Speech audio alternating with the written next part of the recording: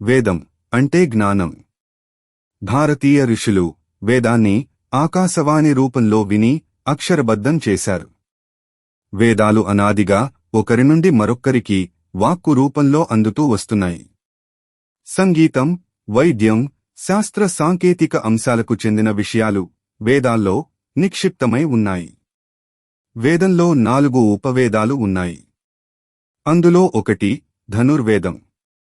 ఇందులో సైనికుల యుద్ధ పద్ధతులు, పోరాట పద్ధతులు, ఆయుధ తయారీ నైపుణ్యం గురించి తెలుసుకోవచ్చు. ఈ విషయం తెలుసుకున్న జర్మనీ నియంత హిట్లర్ భారతీయ వేదాల మీద ఆసక్తి చూపాడు.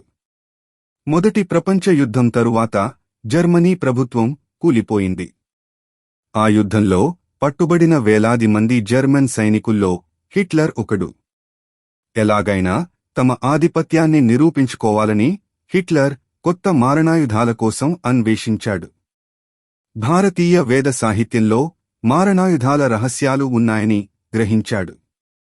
వేదాల్లో శక్తివంతమైన అస్త్రాల గురించి విని 1940లో జరిగిన రెండవ ప్రపంచ యుద్ధంలో హిట్లర్ ఇలాంటి అస్త్రాలను తయారు చేయడానికి ఆసక్తి చూపించాడు.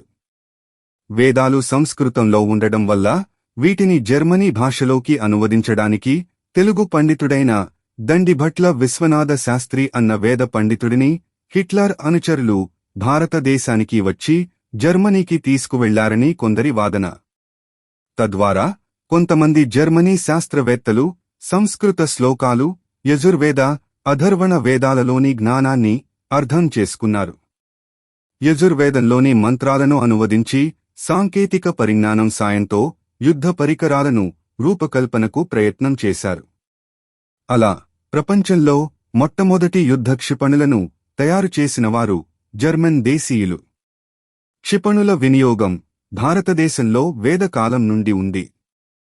రామాయణ, మహాభారత యుద్ధాలలో వివిధ రూపాల్లో అస్త్రాలను క్షిపణులుగా ఉపయోగించారు.